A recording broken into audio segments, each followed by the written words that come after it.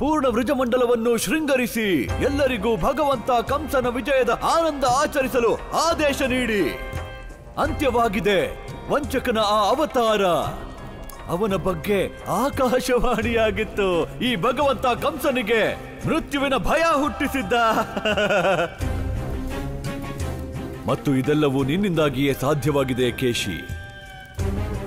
ಯಾವ ಕಾರ್ಯವನ್ನು ನನ್ನ ಘಟಾನುಘಟಿ ಅಸುರರು ಮಾಡಲಾಗಲಿಲ್ಲವೋ ಅದನ್ನು ನೀನು ಮಾಡಿ ತೋರಿಸಿದೆ. ನೀನು ಬರುತ್ತಲೇ ನನ್ನ ಆ ಪರಮಶತ್ರು ವಿಷ್ಣು ಪರಾಜಿತನಾದ. ನೀನು ನನ್ನ ಪಾಲಿಗೆ ಶುಭ. ಇದು ಸತ್ಯವಾಗಿರಲಾರದು. ನಮ್ಮ ಬಹುದೊಡ್ಡ ಆಸರೆಯೇ ಕೃಷ್ಣ. ಕೃಷ್ಣನ ಮೃತ್ಯುವಾಗಲು ಸಾಧ್ಯವಿಲ್ಲ. ಏನಾದರೂ ಹೇಳಿದೆಯಾ ಅಸ್ತಿ? ಏನಾಯ್ತು? ನಿನಗೆ ಸಂತೋಷವಾಗಿಲ್ಲವೇ? ಇಲ್ಲ ಭಗವಂತ, ನನಗೆಷ್ಟು ಸಂತೋಷವಾಯಿತೆಂದರೆ ನಿನಗೆ ತಿಳಿಯುತ್ತಿಲ್ಲ ಹೇಗೆ ವ್ಯಕ್ತಪಡಿಸಬೇಕೆಂದು, ಅಲ್ಲವೇ? ನಾನು ಹೇಳುತ್ತೇನೆ, ಹೊಸ ಹೊಸ ವೇಷಭೂಷಣ ಧರಿಸು, ಆಭರಣ ಧರಿಸು, ಶೃಂಗರಿಸಿಕೋ, ನೃತ್ಯ ಮಾಡು. ನಿನಗೆ ಸದಾ ಸೌಭಾಗ್ಯವತಿಯಾಗಿರುವ ವರದಾನ ಪ್ರಾಪ್ತಿಯಾಗಿದೆ ಅಸ್ತಿ. ನಿನಗಿಂತ ಭಾಗ್ಯಶಾಲಿ ಸ್ತ್ರೀ ಜಗತ್ತಿನಲ್ಲೇ ಇಲ್ಲ. ಅವನು ಅಲ್ಲಿ. ವಿಷ್ಣುವಿನ ಅರ್ಧಾಂಗಿನಿ ಪತ್ನಿ ಲಕ್ಷ್ಮಿಗೂ ನಿನ್ನ ಮೇಲೆ ಈರ್ಷೆಯಾಗಿರಬಹುದು. ಓ ವಂಚಕ, ನೋಡಿದೆಯಾ? ನನಗೆ ಮಥುರೆಯಿಂದ ಹೋಗಬೇಕಿರಲಿಲ್ಲ, ಅಥವಾ ಅವನು ಇಲ್ಲಿಗೆ ಬರಬೇಕಾಗಲಿಲ್ಲ. ಇಲ್ಲಿ ಕುಳಿತಿರುವಂತೆ ನಿನ್ನ ಆ ಪರಮಾವತಾರಿಗೆ ಪರಮಗತಿ ದೊರಕಿತು, ಸದ್ಗತಿ ದೊರಕಿತು.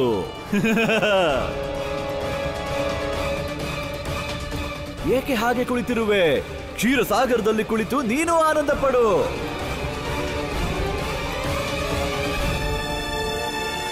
ವೃಂದಾವನವಾಸಿಗಳು ತಮ್ಮ ಕೈಯಾರೆ ನನ್ಗೆ ತಿನ್ಸೋದೆಲ್ಲ ಬೇಕು. ಆಗ ಮಾತ್ರ ನನ್ನ ಹಸುವು ಕಡಿಮೆ ಆಗುತ್ತೆ. ಕಂದ, ಇದು ನಿನಗ್ ವೃಂದಾವನ ಜನರ ಮೇಲಿರೋ ಪ್ರೀತಿನೋ ಅಥವಾ ಪಾಯಸ ತಿಂದೇ ಇರೋ ಹೊಸ ನಾಟಕನೋ ಹೇಳು? ಅಮ್ಮ, ನಿನ್ ಕೈಯಿಂದ ಊಟ ಮಾಡೋ ತನಕ ನನ್ ಭೋಜನ ಹೇಗ್ ಪೂರ್ತಿ ಆಗೋಕ್ ಸಾಧ್ಯ?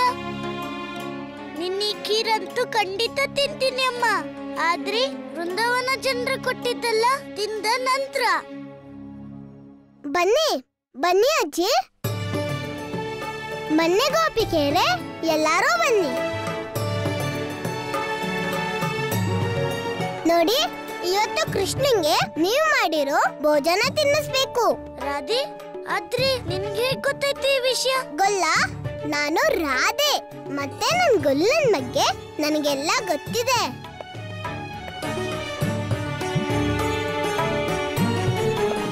ಬನ್ನಿ ಅಜ್ಜಿ, ನೀವು ಕೃಷ್ಣಂಗೋಸ್ಕರ ಪ್ರೀತಿಯಿಂದ ಮಾಡಿರೋದನ್ನ ನನ್ ಗೊಲ್ಲಂಗ್ ಸ್ವಲ್ಪ ತಿನ್ಸಿ. ಅಜ್ಜಿ, ಏನ್ ಮಾಡಿದ್ದೀರಾ ನೀವು ನನ್ಗೋಸ್ಕರ? ಕೃಷ್ಣ, ನಾನ್ ನಿನ್ಗೋಸ್ಕರ ಕಜ್ಜಾಯ ಮಾಡ್ಕೊಂಡ್ ತಂದಿದ್ದೀನಿ. ಕಜ್ಜಾಯನ? ಮತ್ತೆ ತಡ ಯಾಕೆ ಅಜ್ಜಿ? ತಿನ್ಸಿ ತಿನ್ಸಿ. ಹಾ ಹಾ.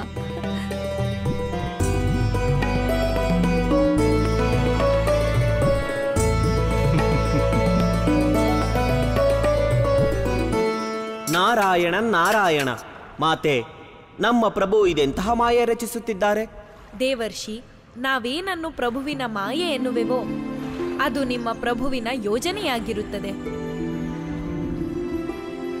ಎಂತಹ ಕಾರ್ಯವೆಂದರೆ ಅದರ ಕಾರಣವನ್ನು ನಾವು ಅರಿಯಬೇಕಾದರೆ ತಮ್ಮ ಪ್ರಭು ಸ್ವತಃ ಅದನ್ನು ನಮ್ಮೆಲ್ಲರ ಮುಂದಿಡಬೇಕು. ಸತ್ಯವಚನ ದೇವಿ, ಸತ್ಯವಚನ. ನಾರಾಯಣ ನಾರಾಯಣ. ತಿನ್ನು. ಅಮ್ಮ, ಹೊಟ್ಟೆ ತುಂಬೋಯ್ತು. ಅಮ್ಮ, ನನ್ಗೆ ತುಂಬಾ ನಿದ್ರೆ ಬರ್ತಿದೆ. ಈಗ ನಾನ್ ಮಲ್ಗಕ್ ಹೋಗ್ತೀನಿ. ಕಂದ, ನೀನ್ ಯಾವಾಗಿಂದ ಇಷ್ಟು ಬೇಗ ಮಲಗ್ತಿದ್ಯಾ? ಅಜ್ಜಿ, ಗೋಪಿಯರಿ, ನಿಮ್ ಭೋಜನ ಬಹಳ ರುಚಿಯಾಗಿತ್ತು. ನನ್ ಮಲ್ಗಕ್ ಹೊರಟೆ.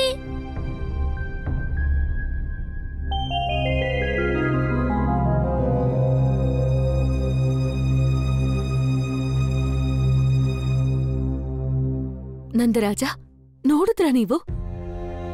ಎಲ್ರನ್ನೂ ಮಲಗಿಸಿ ನಿದ್ರೆ ಮಾಡ್ತಿದ್ ಕಂದ ಇವತ್ತು ಅವನೇ ಮಲ್ಗೋಕ್ ಹೋದ. ಅದು ಇಷ್ಟು ಬೇಗ?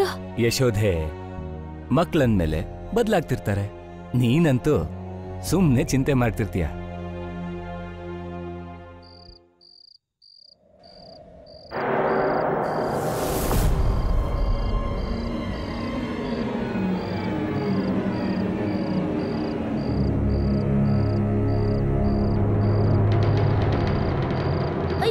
ಅಯ್ಯೋ ನನ್ಗೇನಾಗ್ತಿದೆ? ಬಹುಶಃ ಇದು ನನ್ ಕಾಲಕೂಟ ವಿಷನ ಕೊಡ್ತಿದ್ದಕ್ಕೆ. ಇದು ಅದ್ರದ್ದೇ ಪ್ರಭಾವ.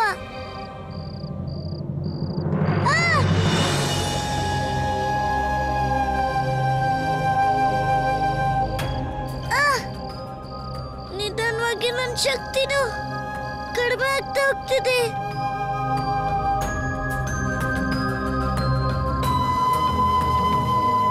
ಕಾಲಕೂಟ ವಿಷಯದಿಂದ ಪಾರಾಗೋದು ಅಸಾಧ್ಯ ಅನ್ನಿಸ್ತಿದೆ. ಇವತ್ತಲ್ದಿದ್ರೆ ನಾಳೆ ನನ್ ಸಾವು ನಿಶ್ಚಿತನೇ. ಆದ್ರೆ ಇಲ್ಲಿ ನನ್ ಸಾವೇನಾದ್ರೂ ಆದ್ರೆ ಯಾರು ಕೂಡ ನನ್ ಸಾವಿನ ನೋವನ್ನ ಸಹಿಸ್ಕೊಳಕ್ಕಾಗಲ್ಲ. ಹಾಗಾಗಿ ನಾನು ಇಲ್ಲಿಂದ ಹೋಗ್ಲೇಬೇಕು.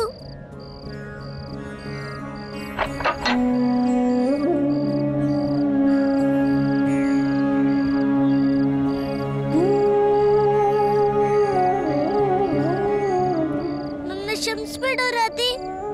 ನಾನು ನಿನ್ಗೆ ಹೇಳ್ದೇನೆ ಹೋಗ್ತಿದ್ದೀನಿ. ನಾನು ನಿನ್ಗೇನಾದ್ರೂ ಹೇಳ್ಬಿಟ್ಟು ಹೋದ್ರೆ ನೀನ್ ಖಂಡಿತ ನನ್ನ ಹೋಗಕ್ ಬಿಡಲ್ಲ.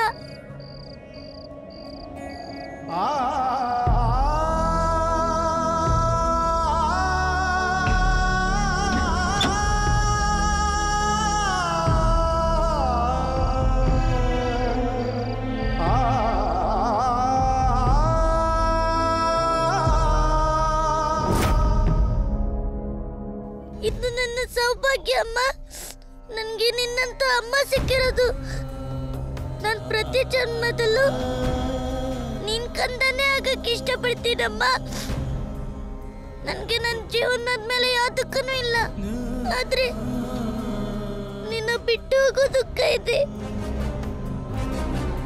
ಆದ್ರೆ ನಾನು ಇಲ್ಲಿಂದ ಹೋಗ್ಲೇಬೇಕಮ್ಮ.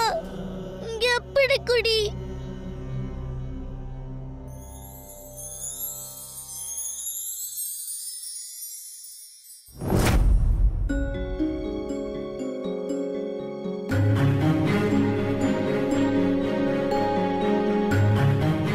ಏನಾಯ್ತು ಯಶೋದೆ? ನಂದರಾಜ, ನನಗನ್ನಿಸ್ತು ನನ್ ಕಂದ ಇಲ್ಲೇ ಇದ್ದ ಅಂತ. ಇಲ್ಲ ಯಶೋದೆ, ಕೃಷ್ಣ ಅವನ್ ಕೋಣೆಲಿದ್ದಾನೆ. ಆದ್ರೆ ಯಶೋದೆ, ಇದು ನಿನಗೆ ಕೃಷ್ಣನ್ ಮೇಲಿರೋ ಪ್ರೀತಿ ಅಷ್ಟೇ. ಅದರಿಂದ ನಿನಗನ್ಸುತ್ತೆ ಅವನು ಯಾವಾಗ್ಲೂ ನಿನ್ನ ಹತ್ರನೇ ಇದ್ದಾನೆ ಅಂತ. ಮಲಗು, ಅವನು ತನ್ನ ಕೋಣೆಲಿ ಮಲಗಿದಾನೆ.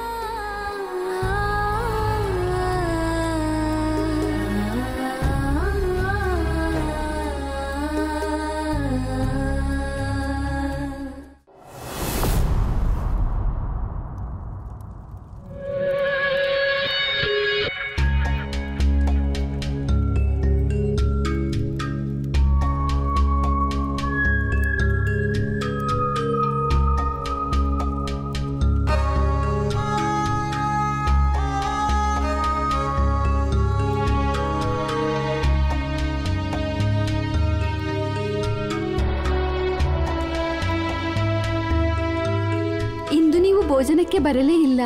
ಮತ್ತೆ ಹೀಗೆ ಏಕಾಂತದಲ್ಲಿ ಒಬ್ಬರೇ? ನನ್ನ ಪ್ರಿಯ ಪತ್ನಿ ಅಸ್ತಿ, ನಿನಗೆ ಇದರ ಅರಿವಿಲ್ಲವೇ? ನನ್ನ ಆ ಶತ್ರು, ಆ ಪೂರ್ಣಾವತಾರಿ ಪರಮಾವತಾರಿ ಕೃಷ್ಣ ಸತ್ತೇ ಹೋದ. ಈಗ ನಾನು ಭಗವಂತನಾಗಿದ್ದೇನೆ. ಮತ್ತು ಭಗವಂತನಿಗೆ ಯಾವ ಹಸಿವು ಇಲ್ಲ, ಬಾಯಾರುವುದಿಲ್ಲ. ಭಗವಂತ ಕೇವಲ ತನ್ನೊಳಗೆ ತಾನು ಮುಳುಗಿರುತ್ತಾನೆ. ಕ್ಷಮಿಸಿ ಭಗವಂತ, ನಿಮಗೆ ನಿಜವಾಗಲೂ ಅನಿಸುತ್ತಿದೆಯೇ ಕೃಷ್ಣ ಸತ್ತಿರಬಹುದೆಂದು? ಭಗವಂತ, ನೀವೇ ಹೇಳುವಿರಲ್ಲ ಅವನು ವಂಚಕ. ಮತ್ತೆ ನೀವು ಪುರಾವೆ ಇಲ್ಲದೆ ಹೇಗೆ ಸುಮ್ಮನೆ ಸ್ವೀಕರಿಸಿದಿರಿ ಆ ಕೃಷ್ಣ ಸತ್ತನೆಂದು? ಒಂದು ವೇಳೆ ಭಗವಂತ ಸ್ವೀಕಾರ ಮಾಡಿದರೆ ಅದೇ ಒಂದು ದೊಡ್ಡ ಪುರಾವೆ ಅಸ್ತಿ. ಆ ವಂಚಕ ಈಗ ಜೀವಿಸಿಲ್ಲ.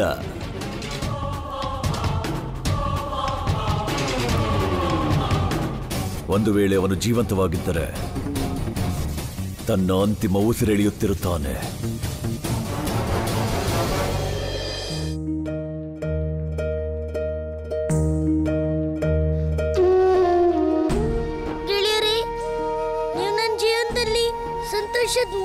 ಇದ್ರಿ. ನೀವು ನನ್ನ ಪ್ರತಿ ಯೋಚನೆಯಲ್ಲೂ ನನ್ನ ಜೊತೆ ಇದ್ರಿ. ಆದ್ರೆ ನಿಮ್ಮನ್ನ ಬಿಟ್ಟು ಹೋಗ್ತಾ ಇದ್ದೀನಿ ನಾನು.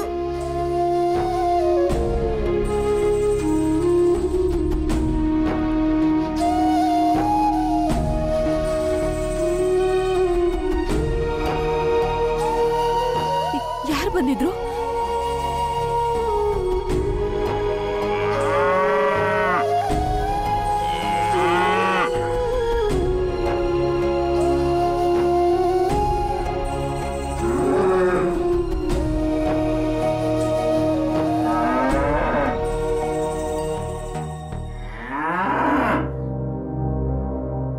ಶಂಕರ, ಶಾಂತವಾಗಿರು. ಇದೇ ಜೀವನದ ಚಕ್ರ. ಯಾರಿಗ್ ಜನ್ಮ ಇರುತ್ತೋ ಅವ್ರಿಗೆ ಮೃತ್ಯುನು ಖಂಡಿತ ಇರುತ್ತೆ. ಕಾರಣ ಏನೇ ಇರ್ಲಿ, ನನ್ಗೆ ಪ್ರೀತಿಯಿಂದ ವಿದಾಯ ಹೇಳು. ನಾನ್ ನಿಮ್ಗೆಲ್ಲ ಅಂತಿಮ ವಿದಾಯ ಹೇಳಕ್ ಬಂದೆ.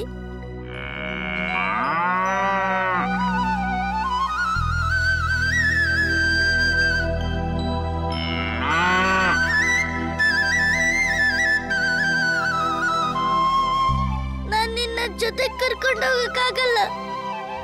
ನೀನ್ ನನ್ನ ಕ್ಷಮಿಸ್ಬಿಡು ಶಂಕರ, ನನ್ನ ಕ್ಷಮಿಸ್ಬಿಡು.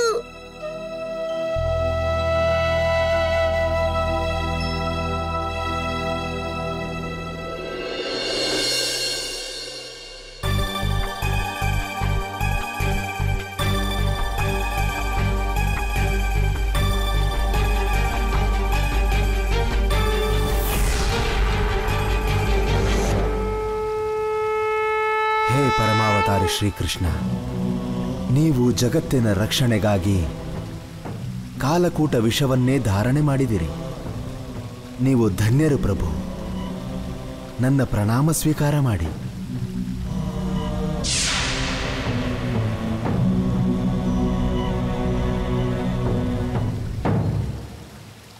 ಹೇ ಮಹಾದೇವ, ಪರಮಾವತಾರಿ ನಿಮ್ಮನ್ನೇ ಸಾಕ್ಷಿಯಾಗಿರಿಸಿ ಕಾಲಕೂಟ ವಿಷವನ್ನು ಸೇವಿಸಿದ್ದಾರೆ.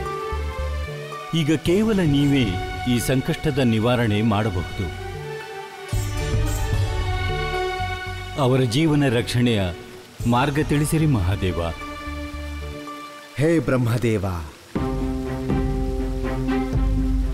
ಇದಕ್ಕೆ ಇರುವುದು ಒಂದೇ ಉಪಾಯ, ಕಾಮಧೇನುವಿನ ಪವಿತ್ರ ಕ್ಷೀರ. ಕಾಮಧೇನುವಿನ ಪವಿತ್ರ ಕ್ಷೀರದಲ್ಲಿ ಅಮೃತ ಸಮಾನ ಶಕ್ತಿ ಇದೆ. ನಾನು ಕಾಲಕೂಟ ವಿಷವನ್ನು ಧಾರಣೆ ಮಾಡಲು ಸಾಧ್ಯವಾಗಿದ್ದೇಕೆಂದರೆ ನನ್ನ ಅಭಿಷೇಕವು ಕಾಮಧೇನುವಿನ ಪವಿತ್ರ ಕ್ಷೀರದಿಂದಾಗುತ್ತದೆ. ಅಂದರೆ ನಾವೆಲ್ಲರೂ ಪರಮಾವತಾರಿ ಶ್ರೀಕೃಷ್ಣನಿಗೆ ಕಾಮಧೇನುವಿನ ಕ್ಷೀರಾಭಿಷೇಕ ಮಾಡಬೇಕು.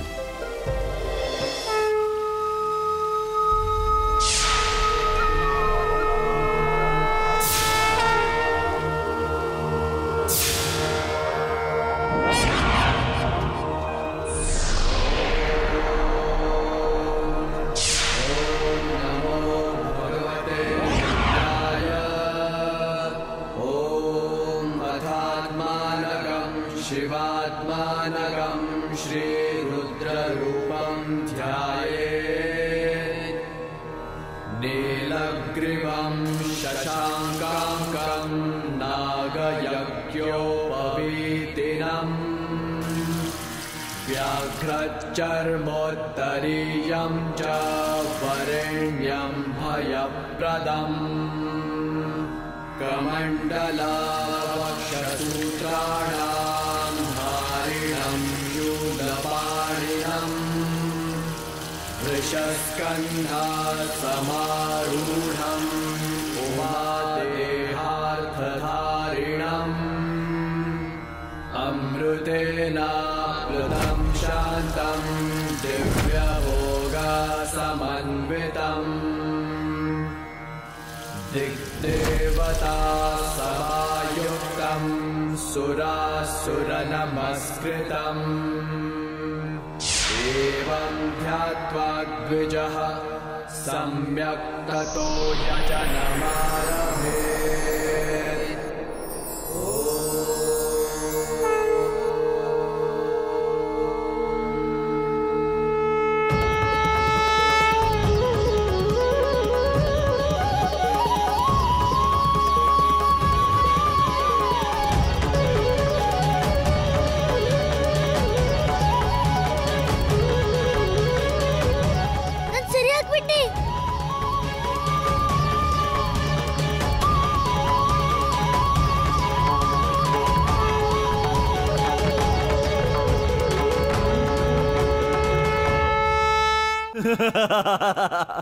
ಆ ಬಾಲಕ ಭಗವಂತ, ಆ ಬಾಲಕ ಕೂಟನಾಗನ ಉದರದಲ್ಲೇ ಇಲ್ಲವೆಂದ ಮೇಲೆ ಹೋಗಿದ್ದಲ್ಲಿಗೆ ಕೇಳಿದೆಯಾ?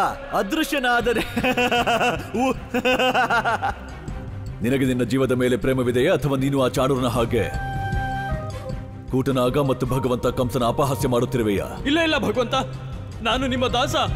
ನಾನು ನನ್ನ ಭಗವಂತನ್ನೇ ಅಪಹಾಸ್ಯ ಮಾಡೋ ದುಸ್ಸಾಹಸ ಯಾಕೆ ಮಾಡ್ತೀನಿ ಭಗವಂತ? ಹಾಗಾದರೆ ಭಗವಂತ ಕಂಸನ ಅಸಂಖ್ಯ ಬಾಣಗಳು ಮತ್ತು ಕಾಲಕೂಟ ವಿಷಪಾನ ಮಾಡಿದ ನಂತರವೂ ಆ ಬಾಲಕ ಜೀವಂತನಾಗಿ ಹೇಗುಳಿದ? ಹಾಗಾಗ್ಬಾರ್ದಿತ್ತು ಭಗವಂತ. ಆದ್ರೆ ಅದೇ ಸತ್ಯ. ಆ ಕೃಷ್ಣ ಕೂಟನಾಗನ ಹೊಟ್ಟೆಲಿ ಇರ್ಲೇ ಇಲ್ಲ, ಜೀವನೂ ಇಲ್ಲ, ಸತ್ತೂ ಇಲ್ಲ. ಅಂದರೆ ಇದರ ಅರ್ಥವಿಷ್ಟೇ, ಆ ವಿಷ್ಣುವಿನ ಪರಮಾವತಾರಿ ಕೂಟನಾಗನ ಉದರದಲ್ಲೇ ಉರಿದು ಭಸ್ಮವಾದನು.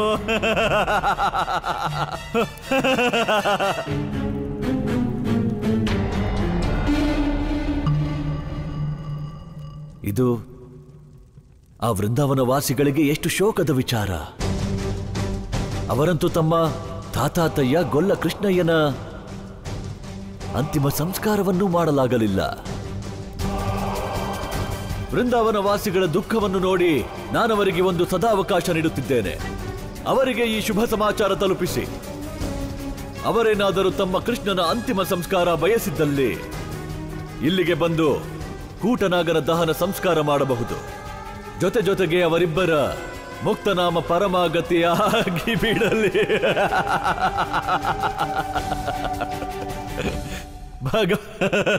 ಕಂಸ,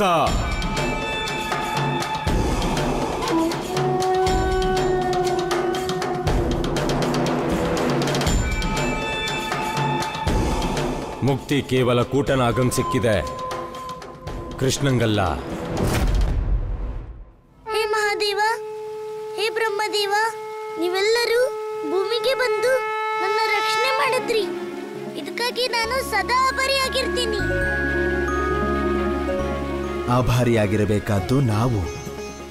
ನೀವು ಈ ಜಗತ್ತಿನ ರಕ್ಷಣೆಗಾಗಿ ತಮ್ಮ ಪ್ರಾಣವನ್ನೇ ಅಪಾಯಕ್ಕೊಡ್ಡಿದ್ದೀರಿ. ಮಹಾದೇವ, ನೀವೀಗ್ಲೂ ನನ್ನ ನಾರಾಯಣ ಅಂತಿದ್ದೀರಿ. ಆದ್ರಿ ನಾನೊಬ್ಬ ಸಾಧಾರಣ ಗೊಲ್ಲ, ಮತ್ತೆ ನನ್ನ ಅಮ್ಮನ ಕಂದ ಕೃಷ್ಣ. ಸತ್ಯ ಮಾತು ಪ್ರಭು. ನೀವು ಸತ್ಯವಾಗಲು ಸಾಧಾರಣರೇ. ಎಷ್ಟು ಸಾಧಾರಣವೆಂದರೆ ನೀವು ಸರ್ವತ್ರರಾಗಿ ಸರ್ವದಲ್ಲೂ ವಿದ್ಯಮಾನರು. ಕೇವಲ ನಿಮ್ಮ ಲೀಲೆಗಳು ಮಾತ್ರ ಇಷ್ಟು ಅಸಾಧಾರಣವಾಗಿವೆ. ನಾವೆಲ್ಲ ದೇವತೆಗಳು ಅವುಗಳನ್ನು ನೋಡಿ ಧನ್ಯರಾಗಿದ್ದೇವೆ. ಮತ್ತೆ ನೀವು ನನ್ಗೇನೋ ಹೇಳಿದ್ರಿ, ಆದ್ರೆ ನನ್ನ ಅಮ್ಮನ ಹತ್ರ ಹೇಳ್ಬೇಡಿ. ಯಾಕಂದ್ರೆ ನನ್ನ ವಿಷಯದಲ್ಲಿ ಇಂಥ ಮತ್ ಕೇಳಿದ್ರಿ ನನ್ನಮ್ಮ ಕೋಪ ಮಾಡ್ಕೋತಾಳೆ. ಹೇ ಪರಮಾವತಾರಿ ಶ್ರೀಕೃಷ್ಣ, ಈಗ ಸಮಯ ಬಂದಾಗಿದೆ. ನೀವು ನಿಮ್ಮ ಸತ್ಯವನ್ನು ತಿಳಿಯಲು ಕೇವಲ ನಿಮ್ಮ ಲೀಲಾಧಾರಿ ರೂಪವನ್ನೇ ಅಲ್ಲ, ಜೊತೆಗೆ ನಿಮ್ಮ ವಿರಾಟ ರೂಪವನ್ನೂ ಗುರುತಿಸಿ. ಹೇ ಪ್ರಭು, ಇಂದು ನಮ್ಮ ಎಲ್ಲಾ ದೇವತೆಗಳಿಗೂ ನಿಮ್ಮ ವಿರಾಟ ರೂಪ ದರ್ಶನ ನೀಡಿ ಧನ್ಯರಾಗಿಸಿ. ಮುಕ್ತಿ ಕೇವಲ ಕೂಟನಾಗಂತಾಗಿದ್ದು, ಕೃಷ್ಣಂಗಲ್ಲ. ಅದಕ್ಕೆ ಪ್ರಮಾಣ ಇದು, ಈ ಹಾಲು. ನೀನು ಬಹಳ ಒಗಟಾಗಿ ಮಾತನಾಡುವೆ. ಈ ಸಾಧಾರಣ ಹಾಲಿಗೂ ಆ ಪರಮಾವತಾರಿ ಜೀವಂತ ಇರಲು ಏನು ಸಂಬಂಧ? ಇದ್ಯಾವುದೋ ಸಾಧಾರಣ ಹಾಲಲ್ಲ ಕಂಸ, ಬದಲಾಗಿ ಕಾಮಧೇನು ಗೋವಿನ ಹಾಲಿದು.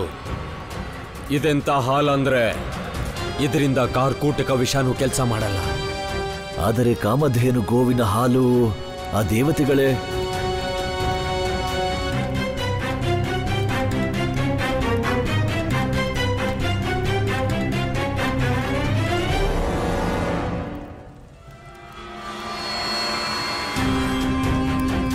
ಇದರ ಅರ್ಥ ದೇವತೆಗಳು ಸೇರಿಕೊಂಡು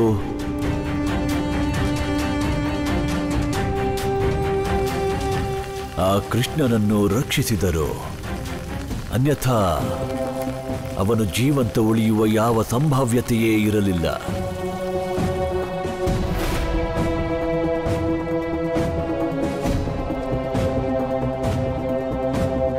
ಇಂದು ಇದು ಮತ್ತೆ ಸಿದ್ಧವಾಯಿತು. ಆ ಕೃಷ್ಣ ಮತ್ಯಾರೂ ಅಲ್ಲ, ದೇವತೆಗಳ ಪರಮ ಹಿತೈಷಿ ಮತ್ತು ವಿಷ್ಣುವಿನ ಪರಮಾವತಾರ ಶ್ರೀಕೃಷ್ಣನೇ. ಸಾಕು, ಬಹಳವಾಯಿತು. ಇಂದು ಆ ವಂಚಕ ಚಕ್ರಧಾರಿ ವಿಷ್ಣುವಿನ ಆಟ ಸಮಾಪ್ತ. ನಾನು ವೃಂದಾವನಕ್ಕೆ ಹೋಗಲಾಗದಿದ್ದರೇನಾಯ್ತು? ನನ್ನ ಅಸ್ತ್ರಗಳು ಹೋಗುತ್ತವೆ. ಇಂದು ನಿನ್ನ ಅಂಶದ ಅಂತ್ಯ ಮಾಡುತ್ತೇನೆ. ಬೇಡ ಕಂಸ,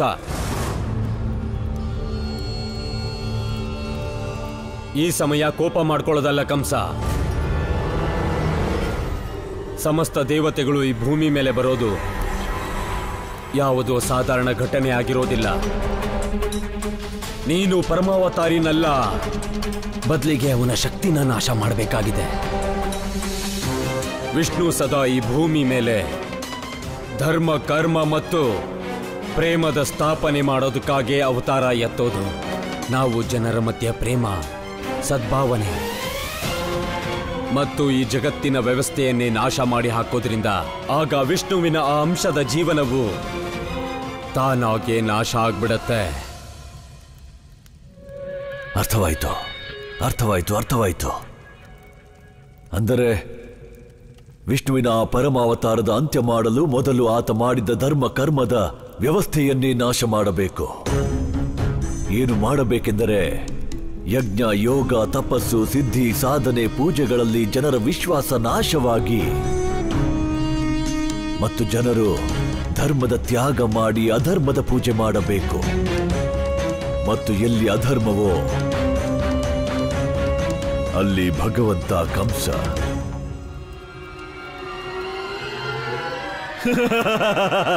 ಆದರೆ ಇದಕ್ಕಾಗಿ ನೀನು ಅಸುರ ಯೋಧರನ್ನ ಜಾಗೃತ ಮಾಡಬೇಕಾಗತ್ತೆ.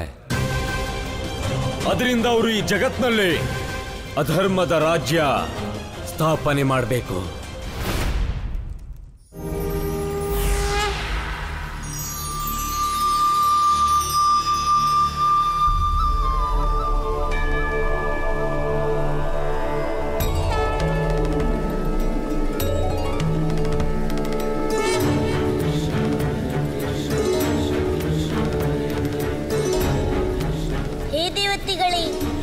ಶುಭವಾಗಲಿ.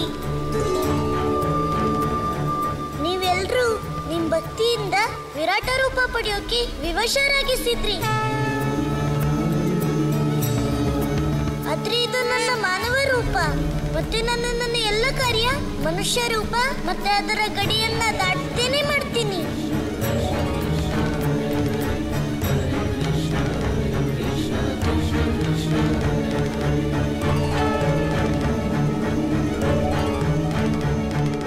ಸರ್ವೇಶ್ವರ, ತನ್ನನ್ನೇ ಎಲ್ಲರ ದೇವರು ಎಂದುಕೊಳ್ಳುವ ವಿಷ್ಣು,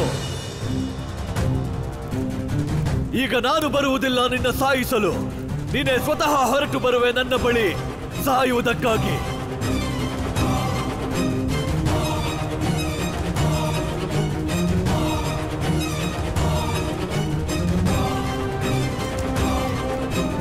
ಹೇ ನನ್ನ ಪ್ರತಿಯೊಂದು ಜನ್ಮದ ಆಸುರಿ ಶಕ್ತಿಗಳೇ, ನನ್ನ ಆಸುರ ಭಕ್ತರೇ, ನಾನು ನಿಮ್ಮ ಆವಾಹನೆ ಮಾಡುವೆ.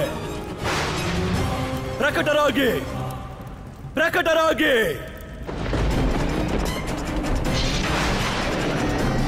ಓಂ ಕಂಸಾಯ ನಮಃ. ಓಂ ಕಂಸಾಯ ನಮಃ.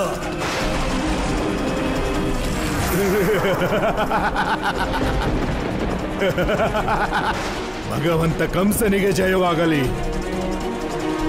ನೀವು ಯಾವ ಕೆಲಸಕ್ಕಾಗಿ ಕರೆದಿದ್ದೀರೋ ಆ ಕೆಲಸ ಖಂಡಿತ ಪೂರ್ಣವಾಗುತ್ತೆ. ಈ ಜಗತ್ತಿನಲ್ಲಿ ಅಧರ್ಮದ ಸ್ಥಾಪನೆ ಖಂಡಿತ ಆಗುತ್ತೆ. ನಮ್ಗೆ ಆಜ್ಞೆ ನೀಡಿ ಭಗವಂತ. ಧರ್ಮದ ರಕ್ಷಣೆಗಾಗಿ ಅವತಾರ ಎತ್ತುವಂತಹ ಚಕ್ರಧಾರಿ ವಿಷ್ಣು, ರಕ್ಷಿಸಲಾದರೆ ರಕ್ಷಿಸು ನಿನ್ನ ಈ ಜಗತ್ತನ್ನು ನನ್ನ ಈ ಅಧರ್ಮಿ ಅಸುರರಿಂದ.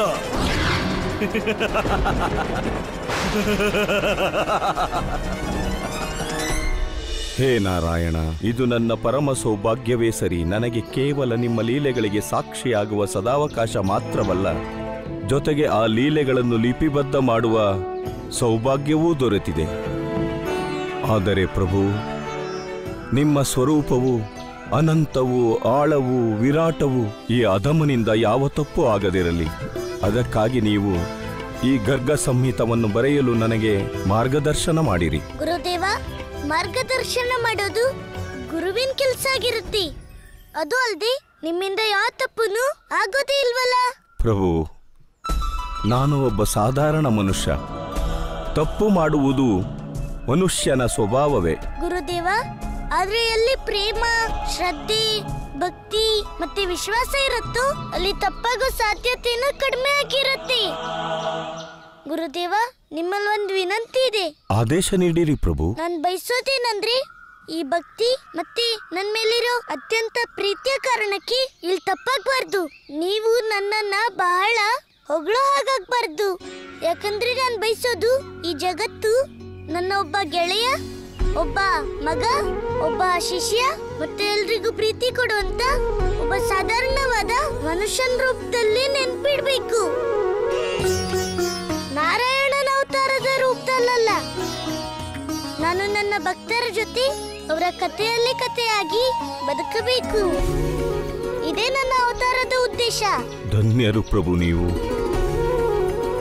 ಇಷ್ಟು ವಿಶೇಷವಾಗಿದ್ದರೂ ಕೂಡ ಇಂಥ ಸಾಧಾರಣ ಇಚ್ಛೆ ನೀವು ಮಾತ್ರ ಕೇಳಬಲ್ಲಿರಿ ಪ್ರಭು.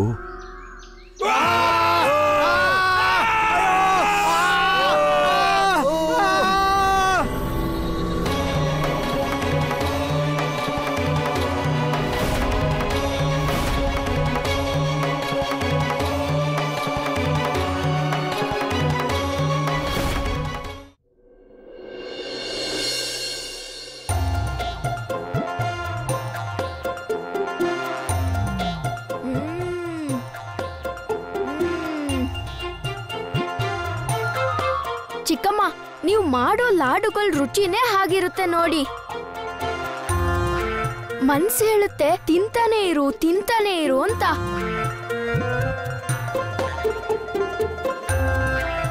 ಅಲ್ಲ ಚಿಕ್ಕಮ್ಮ, ಬೆಳಗ್ಗೆಯಿಂದ ಕೃಷ್ಣ ಕಾಣ್ತಾನೆ ಇಲ್ಲ.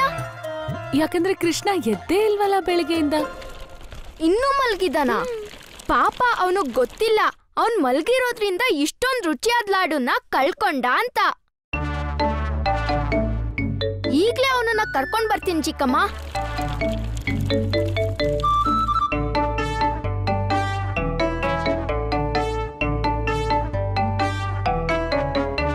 ಓ ಕೃಷ್ಣ, ಕೃಷ್ಣ, ಕೃಷ್ಣ! ಅಯ್ಯೋ, ಬೆಳ್ಬೆಳಿಗ್ಗೆ ನೀವೆಲ್ಲಿ? ಮತ್ತೆ ಇದೆಲ್ಲ ಏನು?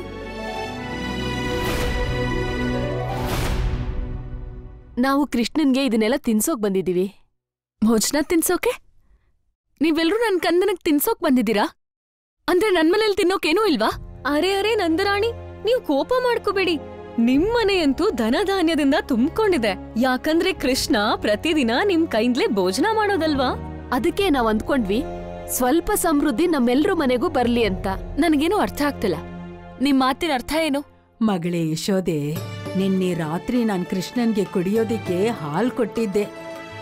ಮತ್ತೆ ಬೆಳಿಗ್ಗೆಯಿಂದ ನನ್ ದನ ಎಷ್ಟು ಹಾಲ್ ಕೊಟ್ಟಿದೆ ಅಂದ್ರೆ ಅದ್ರ ಹಾಲಿನ ಧಾರೆ ನಿಲ್ತಾನೇ ಇಲ್ಲ. ಮನೆಯ ಎಲ್ಲಾ ಪಾತ್ರೆ ಹಾಲಿಂದ ತುಂಬಿಕೊಂಡಿದೆ.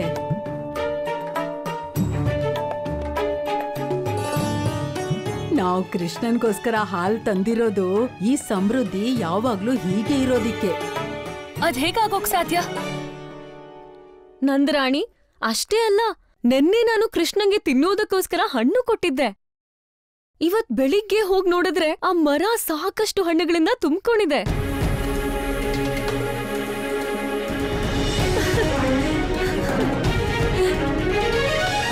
ನಂದರಾಣಿ, ನಾನಂತೂ ಅನ್ನದ ಪಾಯಸ ತಿನ್ಸಿದ್ದೆ ಕೃಷ್ಣನ್ಗೆ. ಮನೆಯ ಕಣಜದಲ್ಲಿ ಸ್ವಲ್ಪನೇ ಅಕ್ಕಿ ಉಳ್ದಿತ್ತು. ಮತ್ತೆ ನಾನು ಬೆಳಗ್ಗೆ ಎದ್ದು ನೋಡ್ದೆ, ಪೂರ್ತಿ ಕಣಜ ಅಕ್ಕಿಯಿಂದ ತುಂಬಿಕೊಂಡಿತ್ತು. ನಾರಾಯಣ ನಾರಾಯಣ, ನನ್ನ ಪ್ರಭುವಿನದು ಇದೆಂತಹ ಮಾಯೆ ಮಾತೆ. ದೇವರ್ಷಿ, ಇದು ಪ್ರಭುವಿನ ಮಾಯೆಯಲ್ಲ, ಇದೇ ವಿಧಿಯ ವಿಧಾನ. ಈ ಜಗತ್ತಿನಲ್ಲಿ ಯಾವ ವಸ್ತು ಪ್ರಭುವಿಗೆ ಅರ್ಪಣೆ ಮಾಡಲಾಗುವುದೋ ಅದರ ವೃದ್ಧಿ ಆಗಲೇಬೇಕಲ್ಲ. ನೀವು ಸತ್ಯ ಹೇಳುತ್ತಿದ್ದೀರಿ ಮಾತೆ. ನಾರಾಯಣ ನಾರಾಯಣ. ಏನಾಗಿದೆ ನಿಮ್ಮೆಲ್ರಿಗೂ? ಯಾಕಿಂತ ಹುಚ್ಚ ಮಾತಾಡ್ತಿದ್ದೀರಾ ನೀವು? ಇಲ್ಲ ನಂದರಾಣಿ, ಇದು ನಿಜಾನೇ. ಅದಕ್ಕಾಗೆ ನಾವು ಕೃಷ್ಣನ ನೋಡೋಕ್ ಬಂದಿದ್ದು. ಹೌದು ನಂದರಾಣಿ, ಕೃಷ್ಣನ ಕರಿಯಮ್ಮ. ನಾವು ಅವನ್ಗೆ ಇದನ್ನೆಲ್ಲ ಕೊಡ್ಬೇಕಲ್ವಾ? ನನಗೆಲ್ಲ ಗೊತ್ತು. ನೀವ್ ನನ್ ಕಂದನ ನನ್ನಿಂದ ದೂರ ಮಾಡ್ಬೇಕು ಅಂತಿದ್ದೀರಲ್ಲ, ಆದ್ರೆ ಹಾಗಾಗೋದಿಲ್ಲ. ನಡೀರಿ, ಹೋಗಿ ಇಲ್ಲಿಂದ.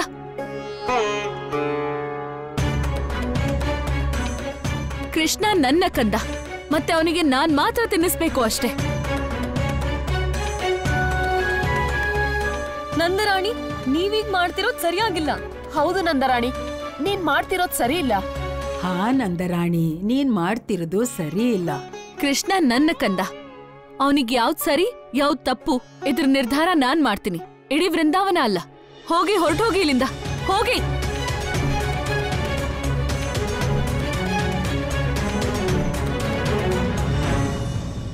ಚಿಕ್ಕಮ್ಮ, ನೀವ್ ಹೇಳಿದ್ರಿ ಕೃಷ್ಣ ಅವನ್ ಕೋಣೆಲಿ ಮಲ್ಗಿದಾನೆ ಅಂತ, ಆದ್ರೆ ಅವನ್ ಕೋಣೆಲಿ ಇಲ್ವೇ ಇಲ್ಲ. ಕೋಣೆಲಿಲ್ವಾ? ಮತ್ತೆಲ್ ಹೋದ ಈ ಕೃಷ್ಣ ಅಂತೂ? ಚಿಕ್ಕಮ್ಮ, ಕೃಷ್ಣನ್ ಲೀಲೆ ಕೃಷ್ಣನ್ಗೆ ಗೊತ್ತು. ಲಾಡು. ಋಷಿವರ್ಯ, ನೀವ್ ಇದೇನ್ ಹೇಳ್ತಿದ್ದೀರಾ? ನೀವು ಈ ವೃಂದಾವನದ ಬಿಟ್ಟು ಹೋಗ್ಬೇಕಂತಿದ್ದೀರಾ? ಈಗ ನೀವ್ ಇಲ್ಲಿಂದ ಹೊರಟೋದ್ರಿ, ಆಗ ಧರ್ಮ ಕರ್ಮದ ಕೆಲ್ಸ ಯಾರ್ ಮಾಡ್ತಾರೆ? ಕೃಷ್ಣ, ಈಗ ನಾವ್ ಇಲ್ಲೇ ಉಳ್ಕೊಂಡ್ರೆ ಜೀವಂತ ಉಳಿಯೋದೇ ಇಲ್ಲ. ಋಷಿವರ್ಯ, ನೀವ್ ಏನ್ ಹೇಳ್ತಿದ್ದೀರಾ? ಈ ವೃಂದಾವನದಲ್ಲಿ ನಿಮ್ ಜೀವನಕ್ಕೆ ಯಾವ ಸಮಸ್ಯೆ? ನಮ್ಗದೆಲ್ಲ ಗೊತ್ತಿಲ್ಲ ಕೃಷ್ಣ. ಅವನು ಯಾರು ಅಂತ, ಎಲ್ಲಿಂದ ಬರ್ತಾನೋ, ಎಲ್ಗೋಗ್ತಾನೋ. ಆದ್ರೆ ಯಾವಾಗ ನಾವು ನಮ್ಮ ಆಶ್ರಮದಲ್ಲಿ ಯಜ್ಞ ಇಲ್ಲ ಧಾರ್ಮಿಕ ಕಾರ್ಯಗಳಿಗೆ ಕೂತ್ಕೊಂಡಾಗ ಇದ್ದಕ್ಕಿದ್ದಂತೆ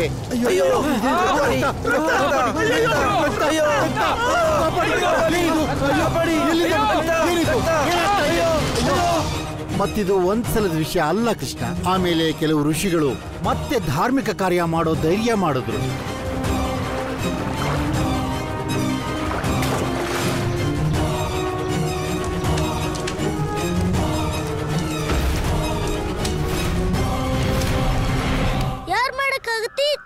ಘೋರ ಅನರ್ಥನ? ಯಾರ ಅಧರ್ಮಿ? ಅವನ ಈ ರೀತಿಲಿ ಧರ್ಮದ ಶತ್ರು ಆಗಿರೋದು ಋಷಿವರ್ಯ? ಧೇನುಕಾಸುರ. ಧೇನುಕಾಸುರ? ಹಾ ಕೃಷ್ಣ.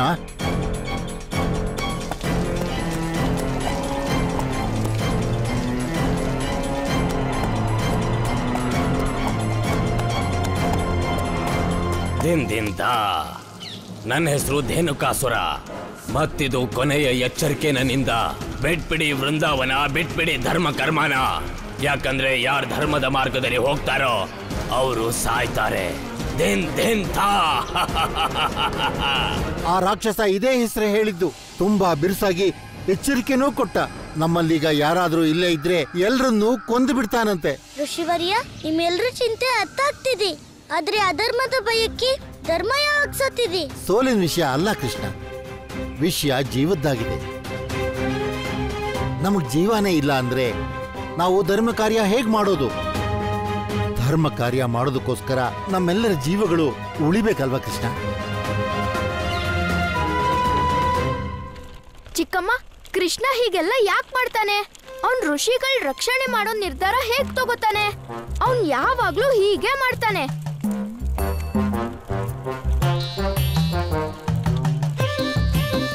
ಚಿಕ್ಕಮ್ಮ, ನೀವು ಕೇಳಿಸ್ಕೊತಾ ಇದ್ದೀರಾ ಅಲ್ವಾ? ನಿನ್ ಮಾತ್ ಕೇಳ್ದೇ ಇರೋ ದುಸ್ಸಾಹಸ ಯಾರಾದ್ರೂ ಮಾಡೋಕ್ಕಾಗತ್ತಾ? ಕೃಷ್ಣ, ಕೇವಲ ಕೃಷ್ಣ ಅಂತ ದುಸ್ಸಾಹಸ ಮಾಡಕ್ಕಾಗತ್ತೆ ಚಿಕ್ಕಮ್ಮ? ನಿರ್ಣಯ ಅವನ್ ಮಾಡ್ತಾನೆ, ಆದ್ರೆ ಎಲ್ಲ ಜವಾಬ್ದಾರಿನೂ ನನ್ ಮೇಲ್ ಬಂದ್ಬಿಡುತ್ತೆ ಚಿಕ್ಕಮ್ಮ. ಅವನಿಂದಾಗಿ ನಾನು ದಿನ ಪೂರ್ತಿ ವ್ಯಾಯಾಮ ಮಾಡ್ಬೇಕಾಗುತ್ತೆ, ಮತ್ತೆ ಗದ್ದೆನೂ ಬಳಸ್ಬೇಕಾಗುತ್ತೆ. ವ್ಯಾಯಾಮನ ಮಾಡೋದಕ್ಕೆ ನನ್ಗೆ ಯಾವ ಕಷ್ಟನೂ ಇಲ್ಲ, ಆದ್ರೆ ನಿರ್ಧಾರನೂ ನಂದೇ ಆಗಿರ್ಬೇಕಲ್ವಾ? ಅವನ್ಗಿಂತ ನಾನ್ ದೊಡ್ಡವನು ಅಲ್ವಾ ಚಿಕ್ಕಮ್ಮ? ಗೋಪಿಕಾ, ಉಪ್ಪೆಲ್ಲ ಸರಿ ಇದ್ಯಾ? ಚಿಕ್ಕಮ್ಮ, ನಾನ್ ನೋಡಿದ್ರೆ ನಿಮ್ ಹತ್ರ ಇಷ್ಟು ದೊಡ್ಡ ಪ್ರಶ್ನೆ ಕೇಳ್ತಾ ಇದ್ದೀನಿ, ಆದ್ರೆ ನಿಮ್ಗೆ ಉಪ್ಪಿನ ಚಿಂತೆನಾ? ಬಲರಾಮ, ಉಪ್ಪಿನಕಾಯಲ್ಲಿ ಉಪ್ಪು ಸರಿಯಾಗಿರೋದು ತುಂಬಾನೇ ಅವಶ್ಯಕ, ಇಲ್ಲಾಂದ್ರೆ ರುಚಿ ಹಾಳಾಗಿ ಹೋಗುತ್ತೆ. ತಗೋ, ಸ್ವಲ್ಪ ತಿಂದ್ ನೋಡು, ರುಚಿ ಸರಿ ಇದ್ಯಾ? ತಿನ್ನೋ ಅಂತ ವಸ್ತುಗಳನ್ನ ನಾನಂತೂ ಯಾವ ಬಾಯಿಂದ ಬೇಡ ಅಂತ ಹೇಳಿ.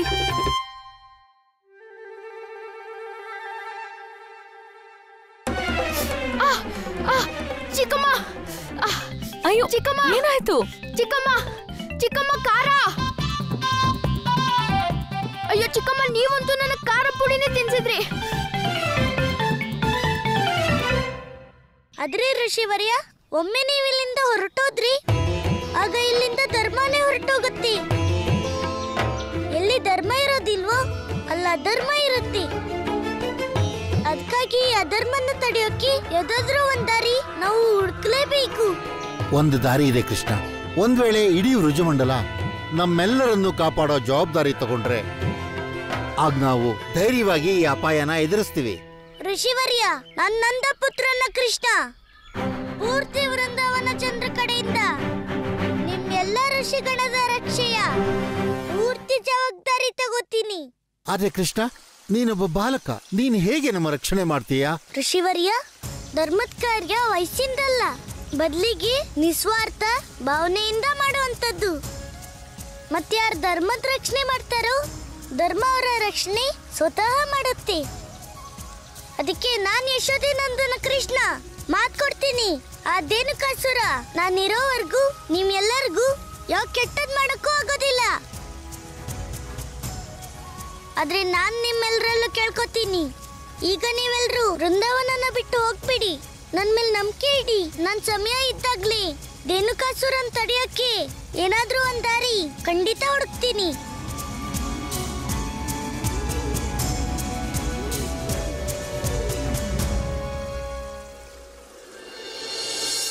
ಚಿಕ್ಕಮ್ಮ, ನೀವು ಉಪ್ಪಿನಕಾಯಿ ಹಾಕಿ. ನಾನ್ ತೀರ್ಮಾನ ಮಾಡಾಯ್ತು. ನಾನ್ ದೊಡ್ಡವನು, ಅದಕ್ಕೆ ಇನ್ಮೇಲೆ ನಾನ್ ಅಪ್ಪಣೆ ಕೊಡ್ತೀನಿ. ಕೃಷ್ಣ ಅದನ್ನ ಪಾಲಿಸ್ಬೇಕಾಗತ್ತೆ. ತಗೊಂಡಿರೋ ನಿರ್ಧಾರ ಏನೋ ಸರಿಯಾಗಿದೆ ಬಲರಾಮ, ಆದ್ರೆ ನಿನ್ನ ಆಜ್ಞೆಯ ಪಾಲನೆ ಮಾಡ್ಬೇಕಾಗಿರೋ ಕೃಷ್ಣ ಎಲ್ ಹೋದ? ಖಂಡಿತ ಅವನು ಎಲ್ಲೋ ಕುತ್ಕೊಂಡು ಒಬ್ನೇ ತೀರ್ಮಾನ ತಗೋತಿರ್ತಾನೆ. ಅವನು ಏನೋ ನಿರ್ಧಾರ ತಗೊಳ್ಳೋ ಮೊದ್ಲು ನಿನ್ನ ನಿರ್ಧಾರನ ಹೋಗಿ ಹೇಳ್ಬಿಡು.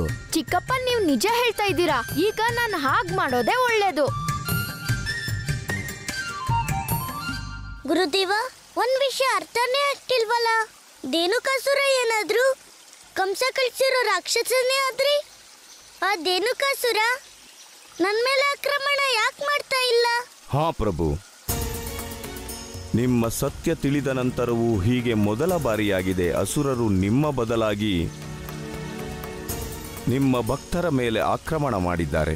ಖಂಡಿತ ಇದ್ರ ಹಿಂದೆ ಕಂಸಂಗೆ ದೊಡ್ಡ ಪ್ರಯೋಜನ ಇದೆ.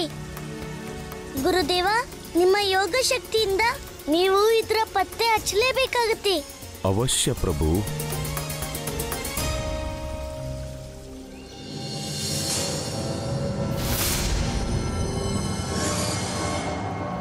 ನನ್ನ ಪ್ರಿಯ ಅಸುರರೇ, ನೀವು ಎಲ್ಲ ನನ್ನ ಅಸುರಿ ತತ್ವಗಳು. ನಿಮ್ಮೆಲ್ಲರನ್ನು ನಾನು ನನ್ನ ಅಸುರಿ ಶಕ್ತಿಯಿಂದ ನಿರ್ಮಿಸಿದ್ದೇನೆ. ನೆನಪಿರಲಿ, ಚಕ್ರಧಾರಿಯ ಆ ಅವತಾರಕ್ಕೆ ಯಾವ ಅಹಿತವೂ ಆಗುವಂತಿಲ್ಲ.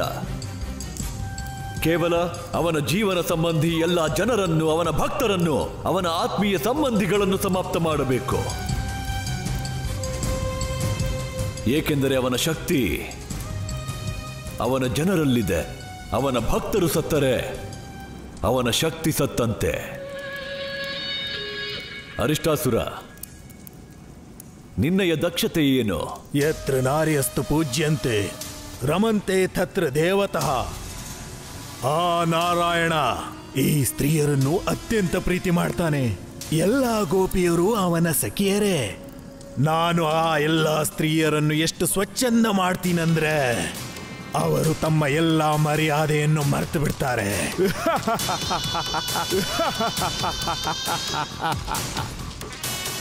ಅವರಂತೂ ಪ್ರೀತಿ ಮಾಡೋಕ್ಕೂ ಯೋಗ್ಯರಿರಲ್ಲ, ಪೂಜೆ ಮಾಡೋದಕ್ಕೂ. ಅರಿಷ್ಟಾಸುರ ಎಲ್ಲರನ್ನೂ ಭ್ರಷ್ಟ ಮಾಡ್ತಾನೆ.